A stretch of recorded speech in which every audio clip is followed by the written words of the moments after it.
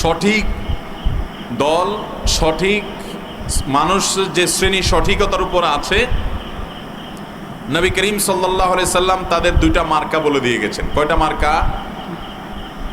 এই মার্কাগুলো যাদের মধ্যে থাকবে, যে ব্যক্তির মধ্যে থাকবে, সে যেখানে থাকুক, যে গ্রুপের হোক, যে বংশের হোক, যে দেশের হোক, যে ভাষার হোক, এবং তার সাথে আপনার চিন্তার অনেক মতপার্থক্য থাকুক, কিন্তু বেসিক ওই দুইটা বিষয় তার মধ্যে যদি থাকে, তাহলে এই লোকটা আহলুস সুন্নাহ ওয়াল জামাতের অন্তর্ভুক্ত, এই লোকটা আখিরাতে নাজাত প্রাপ্ত, এই লোকটা কিয়ামতের ময়দানে শেষ হাসি হাসবে।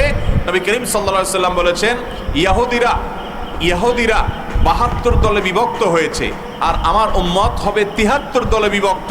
এর মধ্যে একটা দল থাকবে, একটা শ্রেণীর মানুষ থাকবে, যে শ্রেণীর মানুষেরা মূলত নাজাত পাবে, তারা হলো মা আনা আলাইহি ওয়া আসহাবি, অর্থাৎ নবী সাল্লাল্লাহু আলাইহি সাল্লামের সুন্নাহ এবং তার আদর্শ, তার হাদিস, এগুলোকে যারা অনুকরণ করে চলবে, সেই সাথে নবী সাল্লাল্লাহু আলাইহি সাল্লামের সাহাবী যারা ছিলেন, তার হাতে গড়া শিষ্য যারা ছিলেন, তাদের আদর্শকে যারা ধারণ করবে, জামাআতুস সাহাবা, এটাকে যারা সম্মান করবে, শ্রদ্ধা করবে, ভালোবাসবে এবং তাদেরকে সামনে রেখে চলবে, এটা আহলুস সুন্নতি ওয়াল জামাআহ। জামাআহ মানে জামাআতুস সাহাবা, এটা তাদের দুইটা মার্কা।